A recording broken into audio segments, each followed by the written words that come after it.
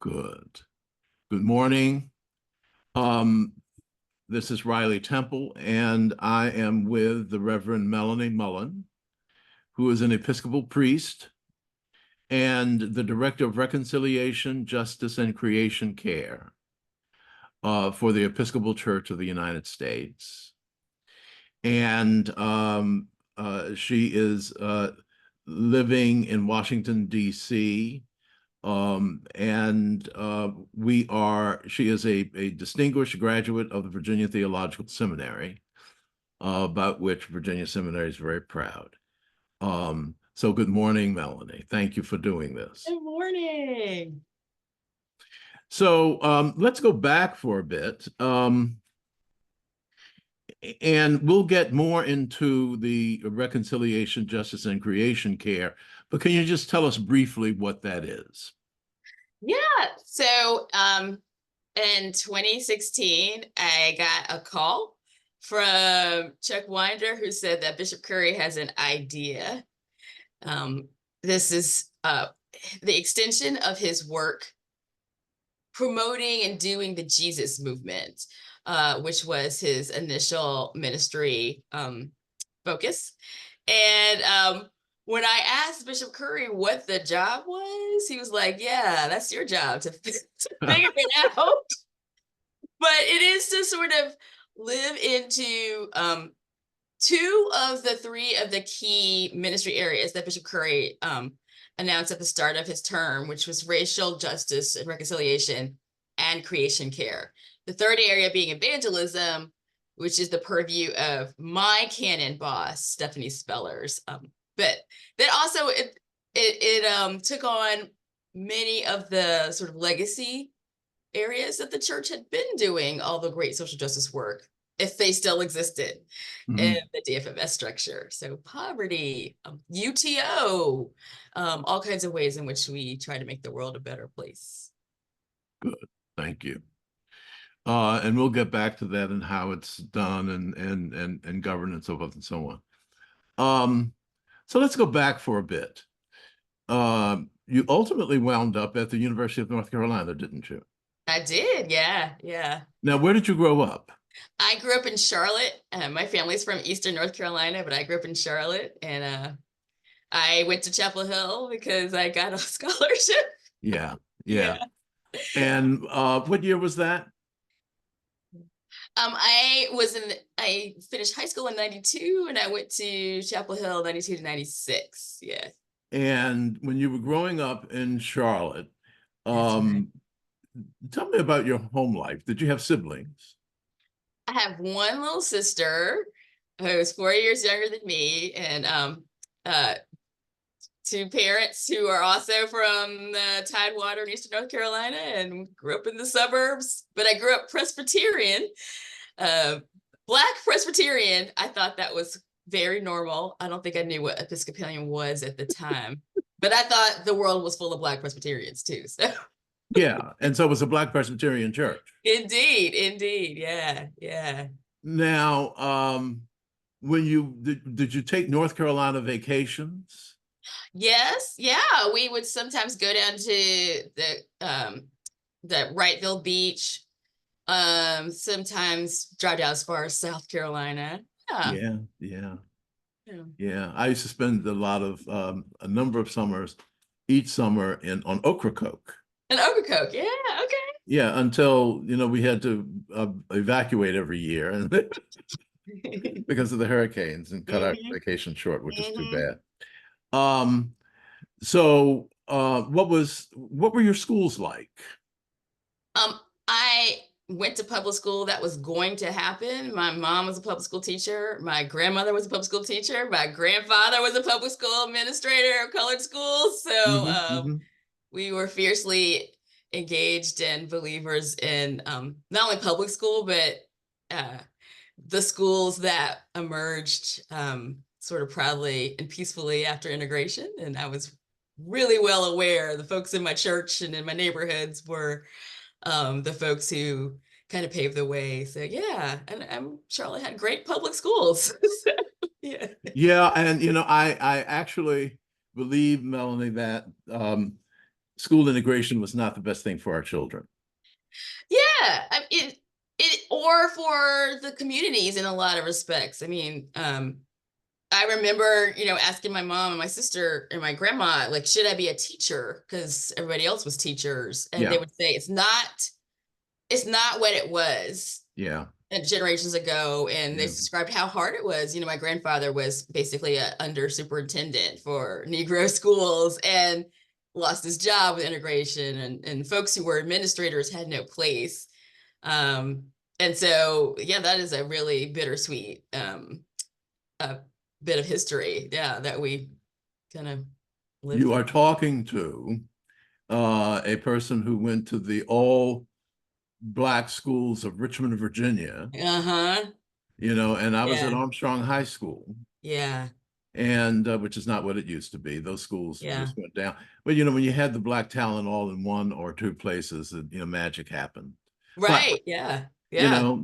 we move on, and your sister is 4 years younger. Where is she now? She's a devoted Charlotte person. So yeah, it's great. I wandered and she stayed. Yeah. So what was life like at the University of, well, before we do that, Yeah, you grew up in the Presbyterian church. I Were you did. churched all your youth? All my youth, all my life. In the summers, I would spend my summers in Goldsboro, North Carolina with grandma, where we went to one of the two churches that my ancestors founded, the First African Baptist or Greenleaf Little Ditch Baptist. And then during the year, we went to First United Presbyterian, which I learned not how to clap to gospel music. That was not part of my upbringing, but how to be an upstanding Christian in good and right order. And yeah, it wasn't a big shift when I became Episcopalian. Like I said, modality was very similar, but also I was so privileged to be in a church full of John C. Smith professors. Like my Sunday school teachers were retired PhDs of elocution, and we learned spirituals, and we learned to enunciate them. I ain't gonna let nobody turn me around. Pride, like our path in history and heritage was one with our path and gospel and for the Lord. So yeah. Solid Black upper middle class life. Yeah. Southern. Southern, yeah. Right. So when you went to North Carolina, how did you find it to be? It was, my dad gave me some wonderful advice. He said, there's times in your life where things seem safe. You can go to the little college here, you can go to my great A&T University, but there's times in your life where small just gets smaller as you get bigger. And so Chapel Hill was the right choice for me because it was huge, and there were so many different parts of the world I could engage in. And it was an interesting time, like just to be young in the 90s, early, like mid 90s, where we knew we were the generation that wasn't the protesting folks who stopped the war. What is there for us? But it was great to do like very safe community organizing and our sort of suburban Southern version of whatever the 90s offered for Black enlightenment, but also to be exposed to feminism, womanism, all manner of social justice. So I had a great time. I really did. I learned a lot. And what am I correct in saying your major was history? My major was history, and I focused on women's history, and I had a double minor because I had enough women's credits and Spanish credits. So yeah. Yeah. And what did so you read a lot of literature? I did. Yeah. Read a lot of literature, read a lot of history. learned how to think. Yeah. Well, that's what undergraduate school is supposed to do, Mhm. right? Yeah. And did you read what were some of your favorite writers? Oh my gosh, now I'm feeling old. I mean, I remember the first paper that I did really well on. It was an English paper on explaining how the first book that changed your life changed your life. Ah, And I think I remember because it was hard to do to track your own development, but it was definitely The Color Purple. But I had to describe how the story of a young person learning to articulate and describe their own thinking helped me think. I remember that. and doing it in writing. And doing it in writing, yeah. Like I had to reflect on it in a paper. Mm-hmm. Oh my gosh. I remember classes that really changed me, and they were far flung. I mean, I had a great class on the Chinese Revolution because it showed me struggles of humanity outside myself, but that I Mm-hmm. could relate to. Mm-hmm. I was really oddly good at biology and great at like dissecting animals, but and that showed me I had skills outside of just what I knew I was good at. Mm-hmm. Yeah. I remember needing to study in a quiet place that wasn't the yard where the folks were hanging out, and discovered the archival library, Davis Library. The one where I didn't realize that books could be kept behind lock and key for a purpose. And Yeah. I just fell in love with those archives. And they had the papers of Kate Geneva Cannon. And so for the non-Presbyterians out there, she was an early Black woman ordained to the Presbyterian Church, but had written about growing up where I grew up and being a woman who wanted to live into theological reasoning. And that was the first sort of thought I had of like, oh, women think about these things, and religion is a viable path for curious and ambitious folks. And I read her original book, trying to escape all the music on the yard in front of the other Yeah. library. Yeah. Yeah. Yeah. And how did you maintain that church relationship during your college years, or did you? I did not. Yeah. I did not. No way, no how. I was a typical, really sure of myself. Mm-hmm. Sometimes I would call myself a Marxist or Yeah. something. Yeah. Yeah. Yeah, Yeah. yeah. Every now and then I would darken a door of a church. But Mm-hmm. yeah. Yeah, Yeah. I think I remember wearing my anarchist button to the student government meetings. Yeah. Yeah, I had some obnoxious sweatshirts. My mom would be like, "Can you just not wear that around Yeah, me?" yeah, yeah. But it's wonderful to explore. Yeah, right. Yeah. And to be, so obnoxiously safe about it. Of course I could Yeah, wander around doing, yeah, yeah. organized religion of the masses. But yeah, not have to think until life makes you think about it. Hmm. So what'd you do after you graduated? After I graduated, I all through high school I'd been part of an internship program called Inroads.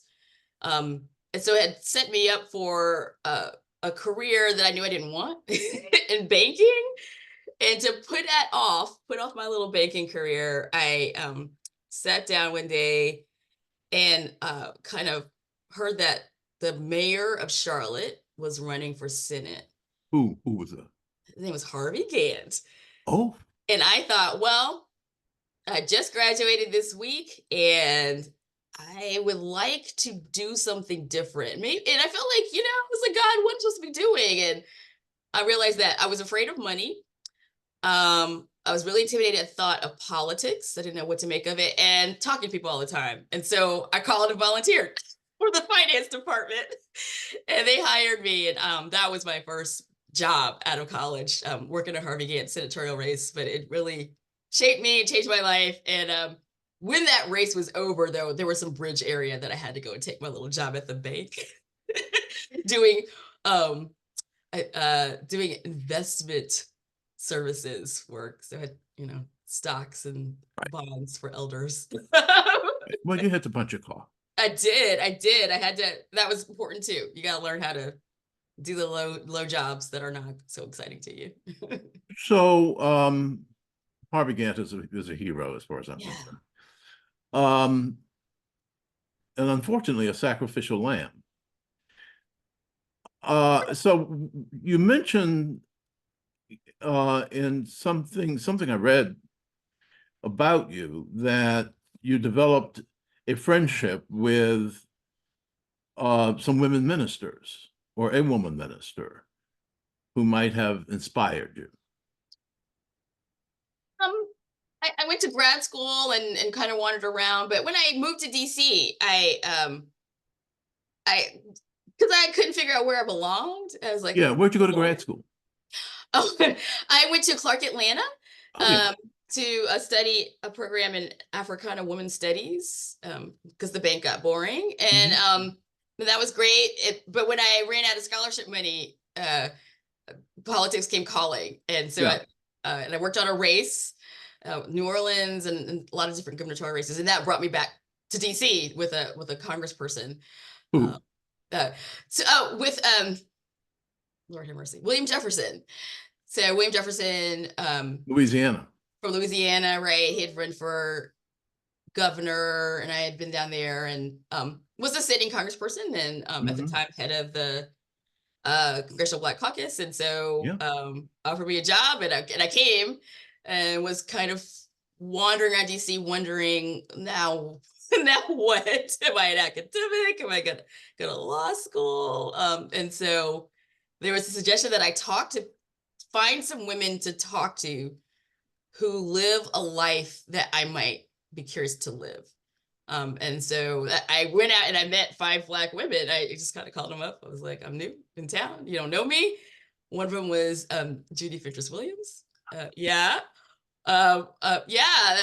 were clergy in the Diocese of Washington. There were folks who ran, nonprofits and foundations but they were so generous in talking to me to help me see like, what kind of life do you want to live? And I remember Dr. Fitris Williams asked me this question because she grew up Presbyterian too. And she said, at this point I'd become an Episcopalian, but she said, what can you not do the Eucharist? What can you turn away from? If you can turn away from it, turn away from it. But if you can't turn away from the table, from service, then you got to go. And so I thought, well, I could probably turn away from getting a PhD, but church was something that, I sat with me that I was like, yeah, can't turn away from that. So what'd you do about it? Slowly but surely, my rector, who was another strong woman, Susan Blue, had been like every good rector sort of said, I see something in you, you have a calling. And is this the St. Margaret's? Yeah, St. Margaret's. Right around the corner from me. Oh my gosh. I lived at 2000 Connecticut. That's where I lived. Neighbors. We were neighbors. We were neighbors. Oh, I had a house on, 2 places, one at Wyoming and Thornton Place. Oh my gosh. And a wonderful old apartment. Oh, I love that apartment. Oh my gosh. I love that. And then I bought a house on 23rd, 1821 23rd. Oh, yeah. And sold it, and now I'm on California Street in the 2200 block. So I used to wander for walks there and just be like, oh, taking the beauty. Yeah.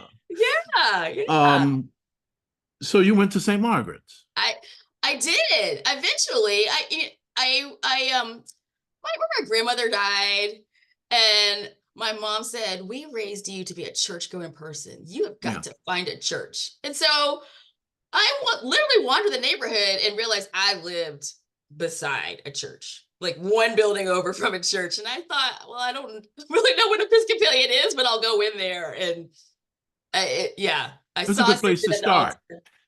When did I start? No, I said it was a good place to start. It was a great place to start. It was a great place to start. Especially for like me, a Southern Black girl. I didn't realize I had never been to integrated church before. I just grew up in the South. I was like, oh, I had never been in a place that was where being heterosexual was the minority. Oh, okay. Yeah, it was very good for me to really learn how to love not just faith, but church in some different contexts. And it's a great place, St. Margaret's. And it still is. Yeah. It's always been a little yeasty for me, but It's good yeast. It's good leaven. yeah, right, exactly. Yeah, yeah. Um, and so she saw that in you. She did. But she was patient, and she said, "Oh, well, God will be here. But just keep wandering around. Let's see what happens." And then what happened? Um, I'm pretty practical, and therefore I took the LSAT like everybody else in DC and Yeah. prepared to go to law school. And as I was putting my applications in at Howard and American Law School, every time I really had very intense experiences of God calling and pulling me back to the church, be it understand, one time the lead speaker was Helen Prejean, the nun, welcoming people to law school and saying, well, you don't know what this is, but I call it the Holy Spirit. And the Holy Spirit drives me to justice. But, y'all lawyers do your thing too. And I thought, well, I know what the Holy Spirit is. I think the Holy Spirit is driving me as well. And yeah, that literally walked me back down Connecticut Avenue to St. Margaret's to tell Susan Blue, yeah, I think you're right. I think I do have this other calling. And she was a great guide and mentor and friend along that So path. when did you begin the discernment process? It was probably about 2002. Mm-hmm. But being that we are in Washington, D.C., and there was a time when this diocese had a practice of saying we don't need to make new ordinands because we're DC. It's where people come here. And the thought this is was John Chain. Yeah. So for a long time, it was sort of, I'm glad you feel a calling, but we probably won't ever, ordain younger people. And then you have to wait. Would you like to move? And then one day, John Chain went on sabbatical and came back. And I will tell the story because even though he tells the story too, he said on his sabbatical, he had a revelation, a visit from the Holy Spirit that said the future of this church is going to be women and people of color and LGBTQ people. And he said, and at that moment, he decided to take 4 of us and say, we're going to start this ordination process again. And our little group of ordinands were the first ones, and we were all those things. And who were the other 3? Let's see, there was Sean Strout, who's still in the diocese. Yeah. There was Otis Gaddis, who's gone on different paths. Yeah. Eventually, Siobhan Wilkinson kind of joined us. She was ordained with us. She started a different diocese. And I'm missing a person, but I'll think about it. Yeah. Yeah. Missing a person. Fascinating. Yeah. Wow. But it was great. It was sort of, I felt so privileged. I'm like, I didn't know bishops would be so revealing with you as they talk to you, but and he was creative about the process. What he did was he said, just to be absolutely sure, you all go to very specific parishes. So I want you to spend a year in discernment at a different parish, at the opposite of where you came from. And so he said, you go to St. Margaret's. It's, what'd you call it? Yeasty? Yeah. I want you to go to Christ Church, Georgetown for a whole year. Yeah. Before seminary, be there for a Christmas and an Easter. And he did the same for everybody else, find a place just that goes against your grain and see if God calls you there. Yeah. Well, there is a distinction between St. Margaret's and St. Christ. Yes, indeed. Indeed. And how did you find Christ Church? Intimidating at first. Oh. I think at that time there were a lot of like Bush White House officials there. Financially, these are upper crust people. I wore my interview suit to church a lot. But eventually I learned to love the rector, Stuart Kentworthy. Another experience of just sort of seeing Stuart's this good. is how God shows up. Yeah, Stuart's good. I like Stuart. Stuart's great. Stuart Kentworthy. Yeah. Well, that's that. And I first of all, I like that strategy of having the cool, right? the discerners look at another experience in the church. Yeah. Yeah. I have a very good friend. I don't know if you know Anna DeVere Smith. Do you know Anna DeVere Smith? The No, actor? personally, but I think it's really neat. Yeah, she, you know, but long story, she and I are very good friends. And she tells a story about how one day when she was on her way to performance that she was doing at Arena Stage, she was living in a house in Georgetown with some other friends, and she slipped into Christchurch Yeah. just to be quiet and for meditation. Yeah. And the priest, who was someone we know, whose name I can't remember, who went to Virginia Seminary, told her that she needed to clear out because they were having a service soon. Yeah. Oh, well, in any event, so you did your discernment at St. Margaret's. Did you think of going to any place other than VTS? Yeah, I did not intend to go to VTS at all. But once again, Susan Blue was such a great mentor. She kind of told me, look, you've been to school in Africana women's studies. You have experience in all the justice works. And what you need is not a great trip to Union or even Berkeley, California, or CDSP. Perhaps what you would benefit most from is like a deep dive into the core of Episcopal polity and culture.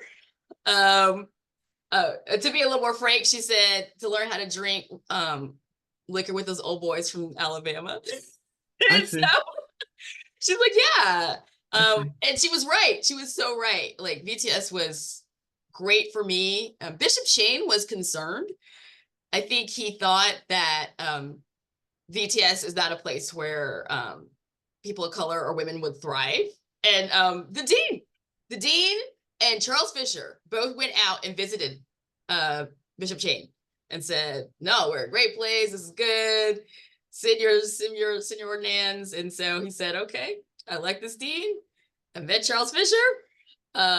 You can go to VTS. And so I went to VTS. And yeah, an absolutely logical decision. It was a great decision. Okay, logical. Did you like it? Yeah, yeah. Did you live there? I did. I absolutely did. Yeah. Okay. Mhm. And so you were a resident there. Yep. What did you think of, because when I started going there, I was, in a totally different life. This notion of formation, Yeah. which I see happening, but I've never really experienced the formation. Yeah. Okay, so tell me about that. That was one of the big benefits for me that drew me in. It was I think all of us Episcopalians have our place on the spectrum of Catholicity. And I was really impressed because there are so few seminaries, or especially div schools, that kind of take religious formation, with the religious in the strict monastic sense seriously. And VTS did its best. And there were times when it could have been a little bit on local parentis, a little heavy, but yeah, it was there as much for community formation as for just the degree. And yeah, I think when I first started, there was a lot more mandatory chapel, a lot more enforcement of the ways we structured our lives. So those things I gather are still there, but you don't They are. down from it. But that meant everything for me. I loved the fact that I learned all of the canticles sung because I had to go to morning prayer so much. Things that I probably wouldn't hear, or people wouldn't request them in worship anymore. The regularity of the rhythm of it. Yeah, and then the students around also took it pretty seriously. Not all of them, but a lot of them did. So yeah. And if you were in charge of that institution today, would you encourage that kind of theological education Mm, grounded in formation. 100%. Yeah. Yeah. If it doesn't fit, there's so many other options for Yeah. that. But Yeah. I just look around and I talk to other peers. There are very few options for this sort of embodied formation. But that's pretty sad. It's kind of a loss. So yeah. I used to describe it to people who are not involved in seminary or religious life in any way, that what I perceived was, there was worship, meaning bringing it all together, and then going into class and pulling it all apart, Mm, and then coming back again in worship to bring it together again, yes. then take it apart and bring it back together again, and Riley, you're doing that. forgetting the lunch. Yes. I mean, Yes. they say it so, as a cute byproduct, but the enforced community, like, that was serious. That it was the closest thing to perhaps living in intentional community Mhm. that many of us will ever do. Yeah.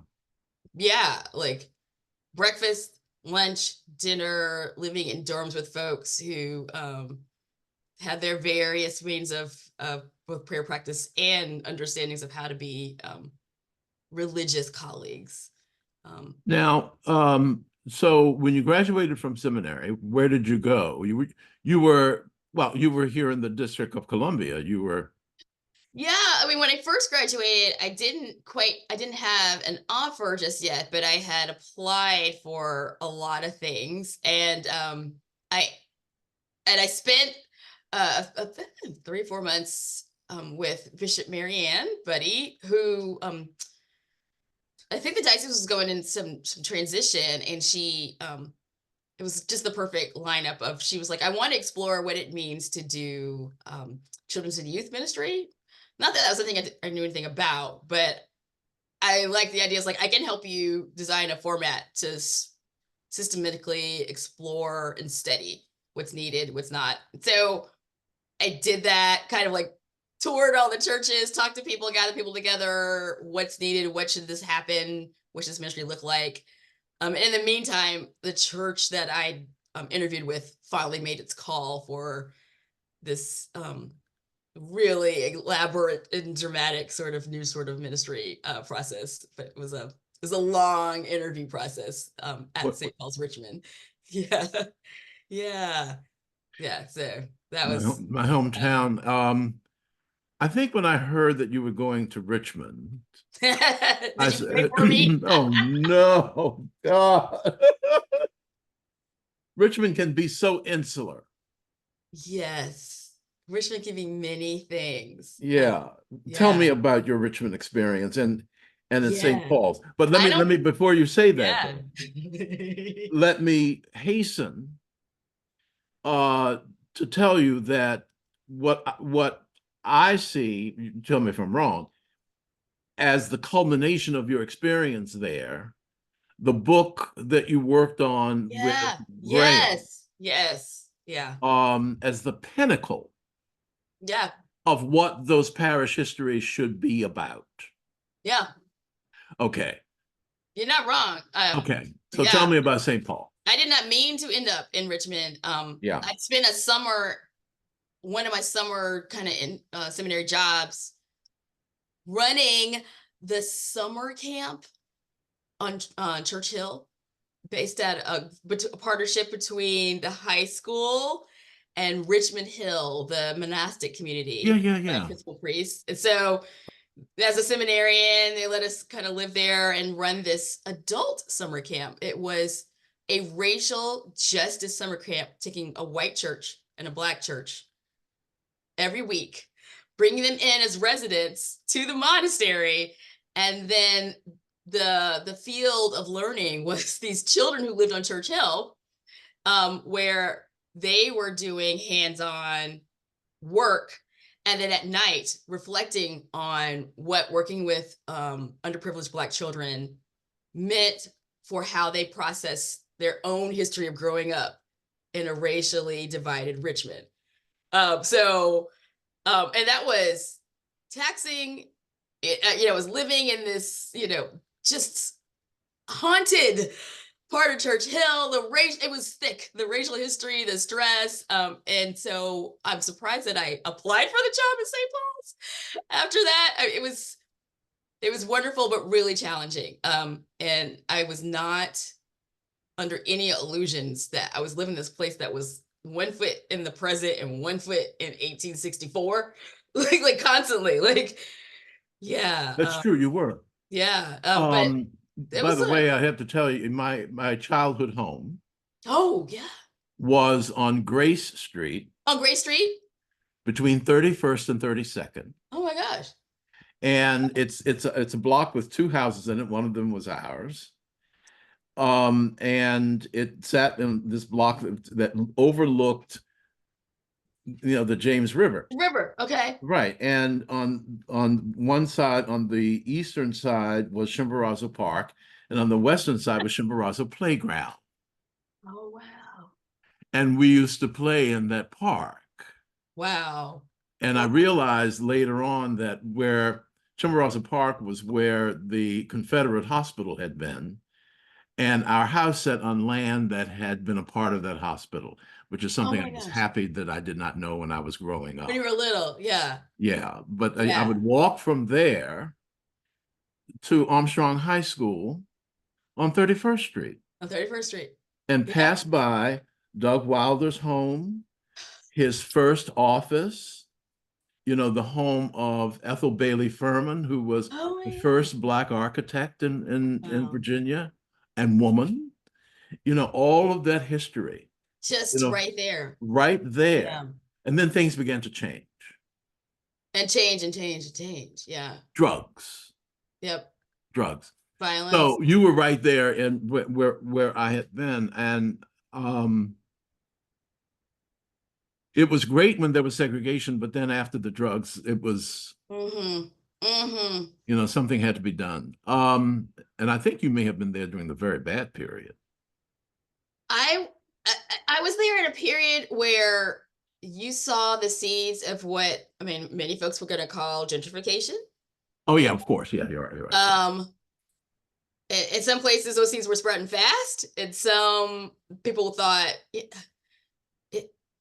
was still a place that people were afraid of. I would tell folks in the church to do my little reports. What are you doing? And I say, we're going to go up to visit the Woodville Elementary School. And they'd be like, well, can we park our cars? I was like, it's 10 a.m. You're about, I don't know. I'm afraid to walk. I'm afraid to put my feet on the ground in Church Hill. And we were talking about a place that's literally less than a 1.5 mile walk from St. Paul's Church. That is true. That's really true. But oh my God! But there are generations between the two places. Yeah. Oh man. Yeah. Yeah. When I was at St. Paul's, we used to do field trips. We would. I got really into Laundry Love, the ministry out of California, where parishes adopt a laundromat, because who needs a laundromat, right? Somebody who is without a washing machine, probably low in cash, and just taking our good folks from St. Paul's, a 2-minute drive up to the laundromat, right in the circle around Woodville Court. It's a nice laundromat. We would have to have pre-sessions where we talked about, you're okay. How will you feel getting out of the car, walking around, talking to people in the streets? Like just the fear, this fear, this perception that if I go to the edge of the public housing, I won't return. But then seeing people who spent 2 hours at that laundromat, doing laundry, passing out quarters, painting kids' faces. Yeah. Wow. Did you ever go to St. Philip's? I did. Yeah, absolutely. Yeah. And that's where we went. Has been through its changes too, right? And like its attachment to like a childcare center or like some community. There's a community. What, St. Peter? Center near there. That no, I don't know what it is. It was interesting. The histories are so entwined. Another thing, like when we started to do parish history, how do you teach the Episcopal community to stop saying, we founded you? Just not, you did not found St. Philip's. You did not found them. So what do you say? To be more accurate, there are places in which struggling communities of African Americans needed that their clergy be validated by the diocese. If they appealed for fundraising, you were good enough to give some cast off coins their way, but that's different from we founded you. It's yeah. All of the problems of racial history and how it's told just crop up all over the diocese, all over the city, all over the state. It's Yeah. cropping up everywhere. I'm going to take away a couple of minutes of your time here and tell you that Sure. I'm Yeah. I'm on the precipice of writing the race history of St. John's Lafayette Square, Oh my gosh. which of course gave, this is how I describe it, and you tell me if you think this is wrong, which after emancipation, St. John's bought land on 23rd Street, which became St. Mary's Chapel for colored people, and was a mission church of St. John's for a long, long time. And they called Alexander Crummell to be the church. What I say to the people at St. John's is that you gave birth to. Yeah. I mean, I think it's good when people don't have any notion of the history and realize you are connected. Like, I found that useful in Richmond. Like, we don't have any connection to St. Philip's. Well, yes, you do. So there are connections, like a big family. Yeah. And you don't get to own it or take credit for its But what I'm getting from you is that gave birth to is not the right answer. I would be wary of that, just because I've seen people then go, of course we did, I think okay. Yeah. I got it. I need to look for another verb. Yeah, that's a good one. Yeah. So your experience at St. Paul. Yeah. And the iconography. Yeah. And the irony of having St. Paul's have a rector in Spong. Yeah. What was going on? Tell me. The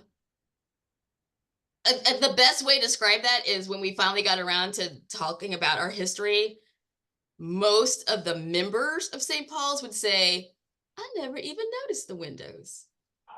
Which, you've seen the windows. They're 2-story high Tiffany windows covering 2 sides. Yeah.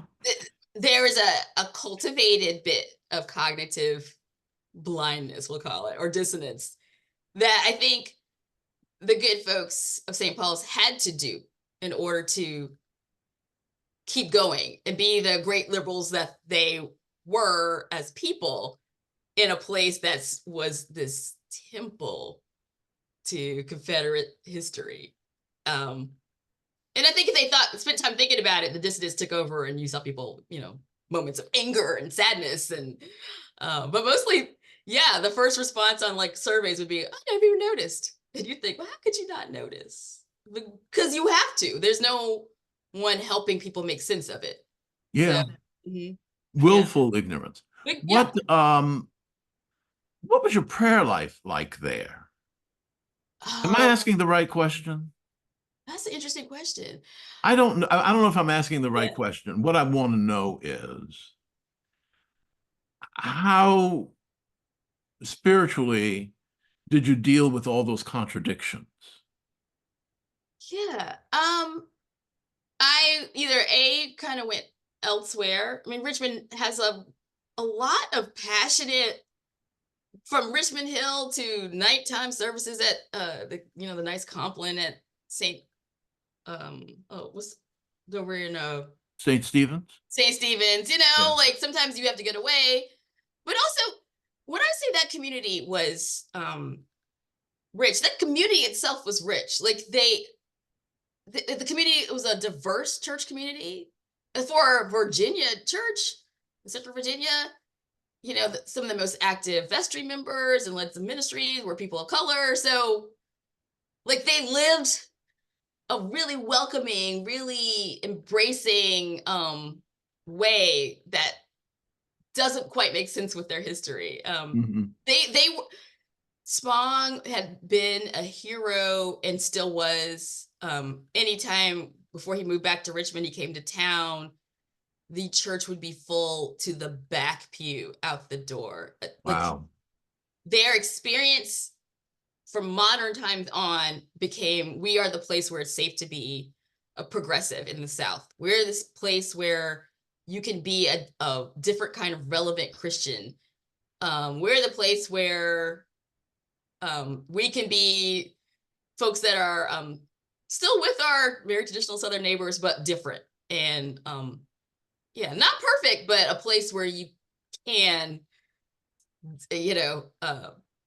say Black and proud and stuff. I don't know. It was a mix of things, but by and large, it was a community that really tried hard. Now, where did the people go who were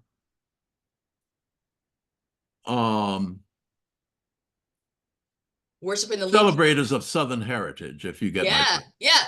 I mean, some of them were there and holding on. I mean, and not just celebrating, but there were people whose last names are the last names in the plaques. Right, got it. And as it became more and more clear that we were going to do this racial history and this racial justice and reconciliation project, some people was the last straw, and they would go with their cousins, to the church up the street, St. James.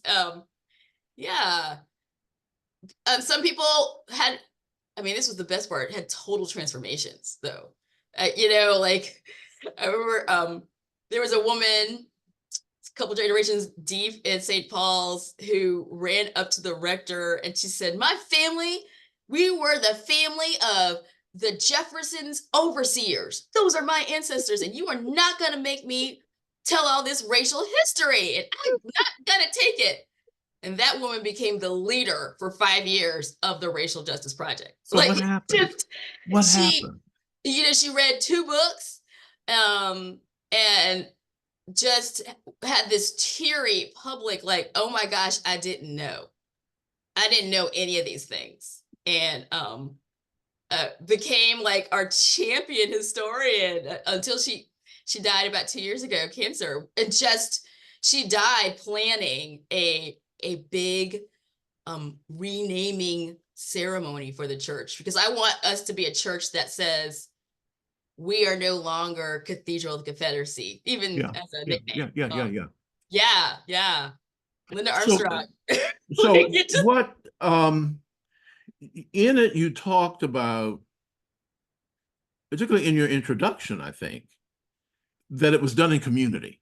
Yes, absolutely. And what did you mean by that? I just heard a little bit of that she took a leadership role in that project. What did you call it? The race what? Yeah, they called it the HRI, History and Reconciliation Initiative. Okay. That was the name they made up. I think, I knew, like, going in, I was like, this is not gonna work as a clergy-led initiative. I was not the rector. I was the only African-American on staff, but I was like, this has to be some sort of community change initiative apart from the history work. And I happened to, there was a lot of that happening in Richmond at the same time. I think I mentioned to you, like, these things were bubbling up everywhere across the street at the Virginia Hospital Center. Yeah. VCU's hospital is. They were having a reckoning with finding those bodies. The bodies yes. of African Americans that had been stolen from the graves that you can see when you look, out the street, the Black burial ground, bodies stolen for medical experimentation, which was a practice throughout the South, dumped in the well, so unceremoniously. And as the, wonderful VCU wants to expand, they find these bodies. And so they actually called in the group that sort of led some of the talk and community process work at Trinity up in Wall Street, at the Wall Street slave burial grounds. And so I went as a community member. I lived at the bottom of the hill down on the hill. And so Choco Bottom. Choco Bottom. And as a committee member, I was so impressed with there's a format and a structure for walking large groups of people into change. And so I was really impressed with Don Edwards and his group JSA. I didn't know they were from DC, but they got the change is a discipline, and it's help people get together, have enough trust to say, I'm okay to be here. I'm okay. Okay, be calm. Then to say, I will emotionally or spiritually invest in this process. I trust. Then I'm gonna tell my story. And the stories I heard that day were like, yeah, all 3 generations of folks were afraid of the cemetery.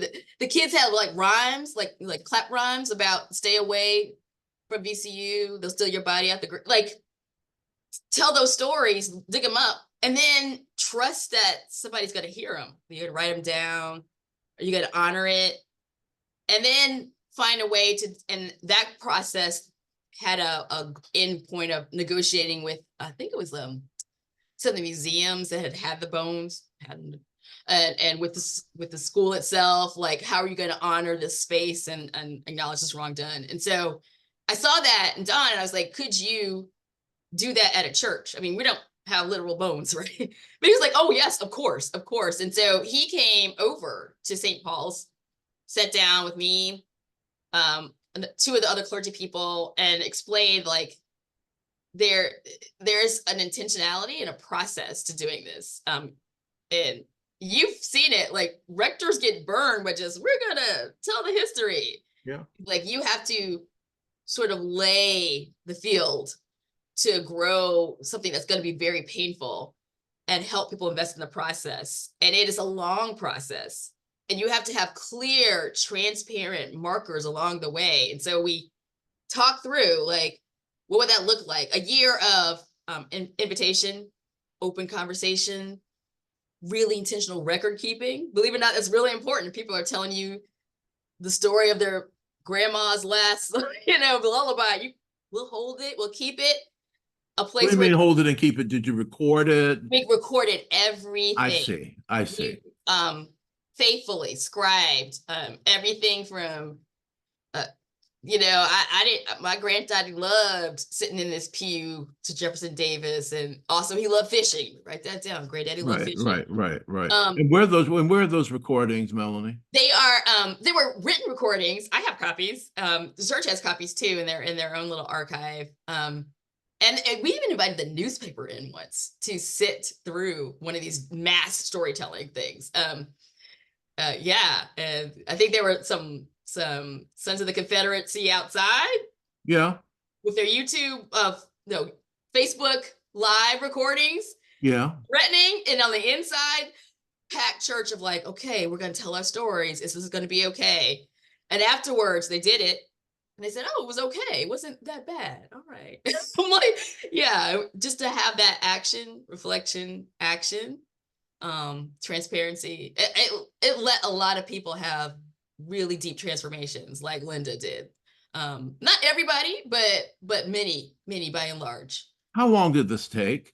It took at least a year. It really did. There were at least a year. 3 of these So sessions. let me ask you this question. I know that you have made these records available to the church archive in Austin. Yeah.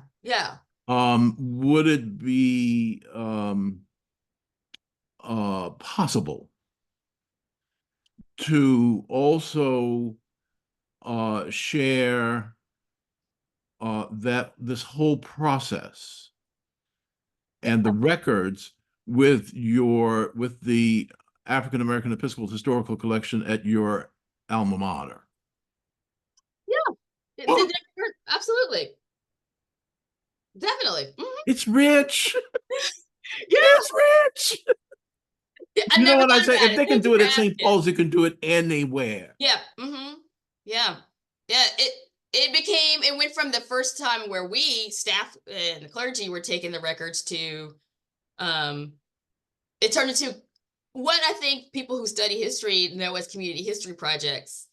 And to this day, I'm on a Google Drive with St. Paul's, and they are still generating, They're still, because I was on the beginning, still doing their research. It put the work on the people, but it told them how to do it. It didn't just say, y'all gotta tell a history. They had classes.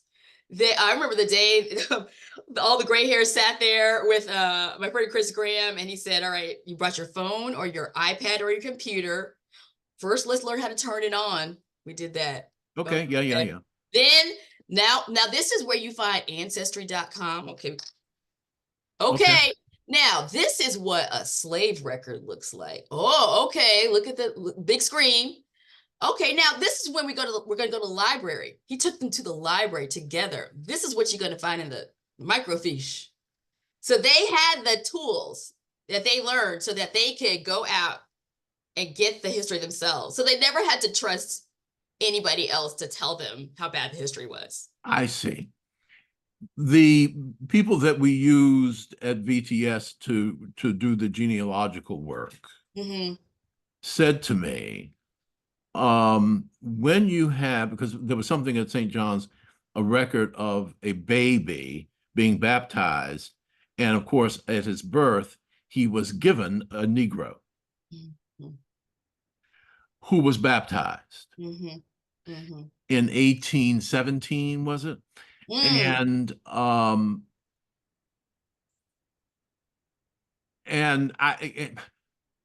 I say, and they said, when you have the name of the owner and the name of the slave, that's a lot of information.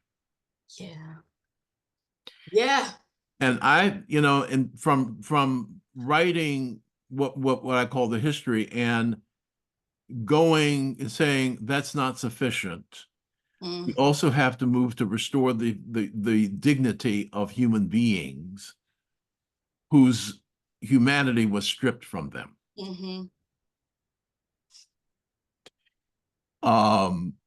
Sitting there at Black Lives Matter Plaza. And if we don't believe that Black Lives Matter, then take the sign down. You understand what I'm saying? Yeah. So you did that work. Yeah. I mean, what I think great. You should do, pardon me, what I think you should do, Yeah. you and Chris and whoever else need to chronicle how you did it. Yeah. What you did is one thing, but how you did it is as important, if not more so. Yeah. Because I see people who we've seen it like follow, like, well, we're just gonna have a little workshop and make a declaration. Why didn't it take? Or why was there so much pushback? Yeah, now I can tell, like, it was allowing people to see history as living, and that the way that, especially Richmond, everybody is a born historian. They find their identity in tales of history. And so if they don't learn to tell a new story personally with their own, like, grandma or grandpa, like, they will never get on board with it. And I think that's the reason why the work was so communal. It was necessary, because only the folks, they could have been, we had folks who were descendants of Jefferson, Thomas Jefferson and Jefferson Davis, doing the work and owning it. And they were the ones that got on board, whereas the folks who didn't engage themselves in the community history process were the first to walk away.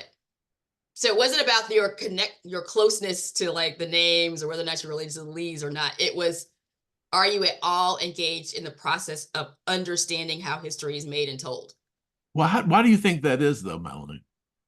That, that the people who theoretically had the most to hide did not hide. I think, like I said, they never had to trust any other stranger, because people aren't dumb. They know that, there's books out there that say slavery is bad and we did it. Right. And for the well-being and safety of my psychology and my sense of myself, I will either ignore it or I'll be at war with it. And so ignoring is the best place, right? And so we gave people a different path. And when I think about my friend Linda Armstrong, descendant of the overseers, she was fine ignoring, and she's a very nice lady, nice to me as a Black person. But when she had to read Ed Ayers' book, and then was like, University of Richmond. University of Richmond, and it mentions her family's names. Yeah.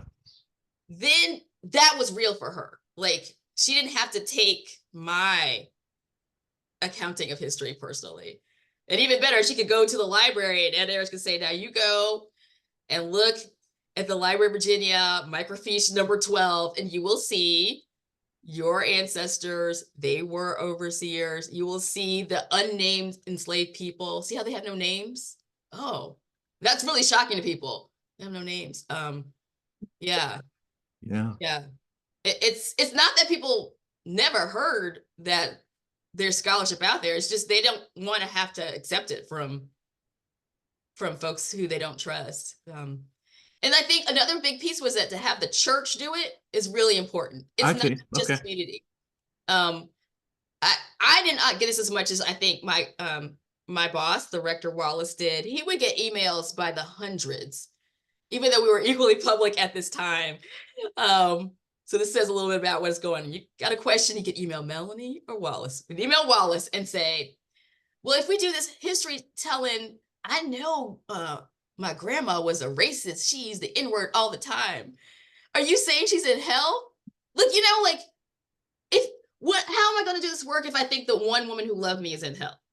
Help me deal with that emotionally and spiritually. And I was like, these people are asking real questions that they cannot ask in any other context. Like, how can I get on board with this if I think the one person who loved me is evil? And so you have to have an answer for them. You are their clergy. Yeah. Mm-hmm. And some of the things were real simple. Like, I guess we all assumed that we had a basic grasp of historical facts since we're walking around in our blue and gray costumes and stuff. But we go see 12 Years a Slave, and people would say, is that real? We're like, oh, yeah, it's real. Or somebody said to me one time, he had a problem with the movie because, this is a white man, a problem with the movie because it showed all the bad parts of slavery and put it all in one film. Okay. Yeah. And I said, well, tell me what the good parts of slavery were. Or I had a couple who said, they were like, well, I thought slavery was bad, and all the movie had these scenes where people were singing songs. Why would they sing if it was bad? And so all right, let's talk about singing and spirituals and culture. I mean, and the human spirit. Yeah. Now, I would tell you, Bob Pritchard, our historian. Yeah. Actually sat in class one day and said, we were reading Uncle Tom's Cabin. I said, now, why are we reading this? And he said, because it's the only true account of what slavery was like. And I said, Bob, that's not true. I said, we have slave narratives. Mm-hmm. I don't know about them, he said. Oh. And I went out and purchased them, Melanie, and I brought them to him. He said, when do you want these back? I said, these are yours. Yeah, and if you can get that from our seminary church history professor. Okay. Yeah. So what you say to me rings very true. Yeah.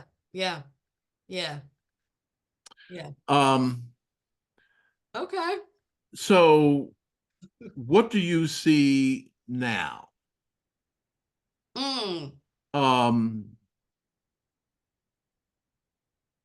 As your future? What are you dreaming about? Oh, my future. Okay. I'm still inspired by the ways a woman said this to me last night. We were talking poverty with the Diocese of Chicago. She said, oh, I see it. We're slipping racial justice in all the back doors. And I was like, okay, in a way, but also I think more accurately, all the ways that the church can walk proudly into doing ministry and justice in the world. we are learning what intersectionality is. I remember like right after George Floyd was murdered, a kind of gray-haired liberal white guy from California who's into the environment called, and he said, what can I do to actually be taken seriously? He meant to say an ally. Seriously, because I want to help these young Black people. I see y'all in Washington marching around. And he goes, and I got this book that is meaningful to me. And he held up a copy of Black Womanist Ecoethics. And I was like, well, what do you think about that book? And he goes, it changed my life. And what I heard from him was saying that, like, we've got folks who care about the environment. We've got folks who care about global missions, or they're in their little corner thinking about poverty. But when people in the church really hit their stride, they learn the basics of the core of the stuff that's in sacred ground. It's about, how do I tell an honest history? How do I know reconciliation is like the work of Jesus and modeling it? It's not, it's the same skill set that I love to see people get excited about. And it's okay if it's about revitalizing the soup kitchen and getting over toxic charity, or going from gardening to understanding environmental racism, because that really fires up folks in the church. And then they learn from that, oh, it's unfair that the only little kids who have asthma and are living next to this dump are Black kids. Oh my gosh. Like, I see it all the time. People put it together if we help them. And if we are there at the end to say, see how we are doing the work of God's justice. So I'm still excited about that. I'm still excited about this work. And I see we go through cycles, people, oh, we did sacred ground, we're done. We did that. We did then move on. We were done. Yeah. But I also see, like, we're almost never done. We there's always more to help us sink deeper, and that there's always still going to be a seminary professor who says, I didn't know there were slave narratives. We had to keep telling the story, not just of like the sad history of racial justice, but also the resiliency and the way we have survived. And so I see myself going full circle. I mean, I grew up in a Black church in the city where people said, we are here because God enabled us to live ourselves and our faiths as people who overcame. And that's keeps us wedded to being whose we are, Jesus is. And like, there's no expiration date of that message. And I'm still excited about, like, letting white folks know about this way of, like, being healed, because I think folks still need it. And now a whole generation, I'm getting a little older, younger folks of color, I'm like, they weren't quite raised with folks who carved the way for health and freedom. So yeah, there's still work we can do to help people see that that the church can help people live into a gospel and a realness of Jesus that says this world should be right. And yeah, so I don't know if I'll keep, who knows what happens with the DFMS. We got a new presiding bishop, but there will always be a need for this ministry. So, well, let me just say, one of the things this makes this an unusual oral history, because we're really having a good conversation. But when I picked up this morning, so it came through my email, something from what I call the Blacksonian. Of course, Kinshasa Holman Conwell said to me, Riley, it's the Smithsonian National Museum of African American History. Yeah. I said, okay, the Blacksonian. All right. But I like that. But they're sending out now, their latest money-making endeavor, which is the next year's calendar. Okay. With a picture of a contemporary picture, today's picture of the Little Rock Nine. Yeah. And I think what's going to happen when they are no longer alive, what are the stories we're going to tell to motivate and inspire the younger generations? Yeah. Melanie, I just listened to you. tell this story about coming to terms with the past. Mm, But it's not only about you, it's about us. mm, It's mm, about who we are as people, not simply Black people, yeah. not only Black people, but Yeah. as a culture, as a denomination, with a Mm, responsibility. that's right. Absolutely. That's right. Yeah. Yeah.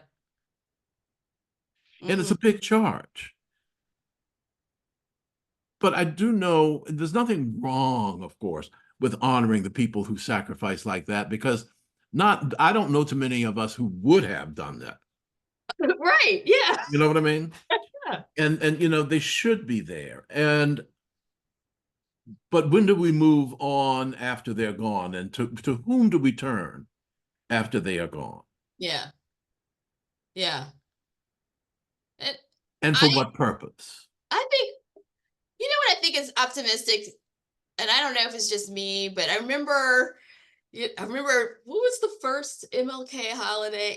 We were in a place where to honor history was to kind of do some hero worship, Yep. look at an individual as extraordinary. Mhm. Um, but then to turn around and sort of he had to ask mom or grandma, now, how come, what were you arrested? What did you do? And to understand that making lives and making people healthy and carrying on the next generation or contributing in your way, building and keeping, Negro schools open, or this is also the work, if not more so, and now those are the stories that we have to capture, and because those will be lost absolutely, if not already. Um, people don't know that for a generation there were graduates of St. Augustine who took the train all of 1 hour north to the fields and built these combination little schools and churches where they would teach Black kids to sew shoes and have church in a field. And then the thing's falling down, right? So there's nothing there. So it's gone. This very brave history of just pulling justice out of like the soil. So we're just gonna keep losing it, and not just because we like And from history. whence comes Yeah, this determination yeah. to not The only survive, audacity. but to thrive, to Yeah. live, Yeah, this is to my love? church. This is my God. This is the home I'm in, and I will make it. And, I'm not gonna and make a way. And what does that show us about who God really is? My God, I wouldn't be here without it. So, yeah, we got work to do. We do Riley have work Temple. to do. Well, I'm glad that you are doing this work, and I hope it will continue under the new presiding bishop.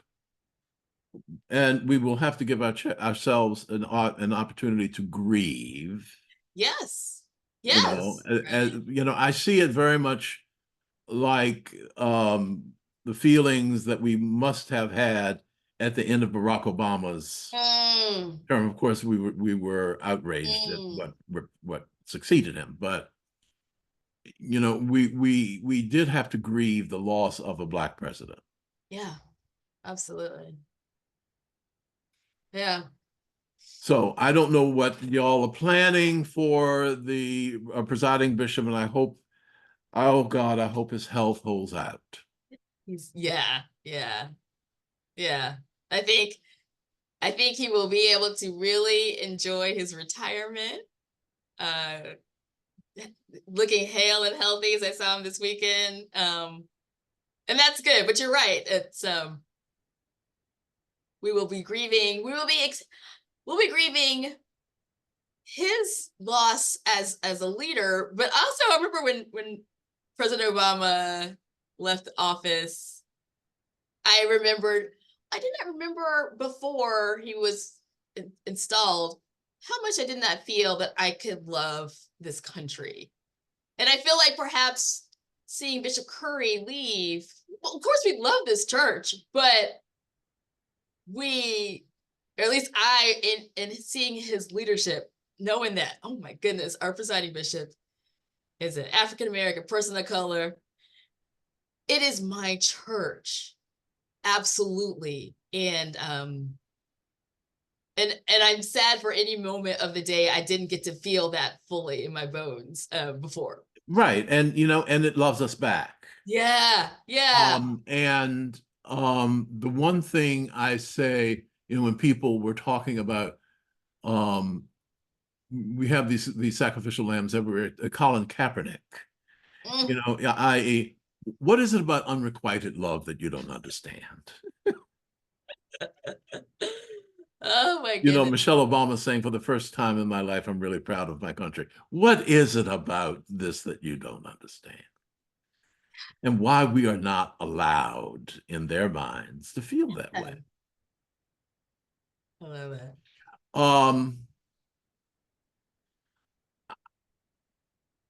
I am really energized by this conversation. I think, and I thank you for it.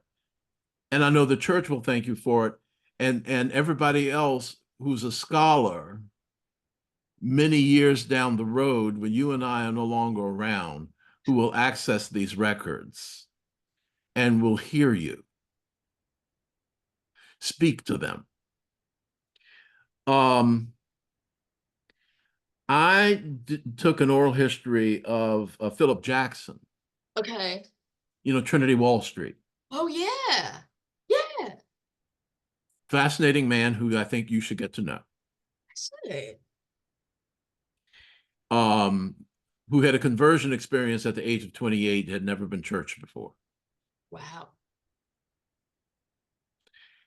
And he looked at me, and during the course of the conversation, he said, you know, Trinity Wall Street has the most diverse congregation in the Diocese of New York. I said, oh, please. He said, Riley, I'm serious. Really? Mm-hmm. Okay. Wow. Wow. Mm-hmm. And he's in charge of the foundation. Wow. Yeah. Melanie, I think you should get to know him. I think I should. What I hear from you is a visionary and builder. Mm. Mm. Do you hear what I'm saying to you? Yeah. Okay. Oh my gosh. I cannot wait to get to know him and also to hear your interview with him, because just to think of, like, there's one thing to be the presiding bishop, there's another thing to be this son of African Americans on this seat of all that is Trinity Wall Street. Wow. All that is Trinity. All that. Oh my goodness. And I looked at, I said, look at you. I said, head of Trinity Wall Street Foundation. Mm. And there is Elizabeth Alexander at Mellon, Darren Walker at Ford. Yeah. You know, Mm-hmm. what are we doing? Yeah. With all of these resources at hand. What a These time. were pipe dreams when we were growing up. No, not yeah. you. Yeah. I was growing up, but not you. I'm so glad you're doing this. This is fascinating. It's really making me think. You know, I tell people they don't realize that when I talk to my peers from other denominations, they are all like me. The Lutherans, Presbyterians, UCCs. We are all little Southern Black girls growing up. And I'm just like, oh, yeah, there's something happening that is not readily visible, I think. But yeah. Okay. So grandma's happy. Now I know I'm going to get, you know, I'm about ready to end it now. Let me ask you a question. It's a very important question. Okay. As you anticipated our conversation today, was there an area of exploration or some questions that you wanted me to explore that I have not? I think so. Talks about Bishop Curry. All right. Well, when you think of it, it doesn't matter when, Melanie. I'm serious about this. Okay. Please let me know, and we'll get back together again. Okay. Okay. All right. And now I am not going to leave you alone. That's so good. Good. We had a 20th anniversary symposium Oh. on the AAEHC. Oh yeah. We brought people in who had, parish histories and so forth and so on, Yeah. who had told their parish histories at the time. I did not. Well, when was yours published? It says 2023. There was but a first draft about 3 years ago, and Chris's book is a second, a published, a gussied up version of that first one. I see. And he's a member of the parish too. Still a member of the parish, yeah. And don't you think it's important to have a member of the parish do something like this? 100%. 100%, right. I agree. Yeah. Okay. Okay, got it. Anyway, this is not the end of the conversation. It has to be the end of the conversation today, but it's not the end of the conversation. And I want to thank you. Thank you. For enlightening me, seriously. Yeah. I'm energized by the conversation. I am more hopeful because of the conversation, and I know that as a church and as a denomination, we are in better hands. Thank you. Okay. I feel like we've been to church today. So absolutely. I needed that. And offsides, this fall, the Church of England, so they have their own department, their own significant investment of pounds paying for it. We are gonna invite that leader, his name is Guy Hewitt, back over here to sort of compare notes on provincial, parish, diocesan history taking and reconciliation, and would love to bring together folks that we know are already doing the work. And we're probably gonna do it in DC. So okay. Yeah. Thrilling. Cool. All right. Take care, Melanie. Thanks. Take care. Thank you. Good luck. This is great work. All right. See you, Riley.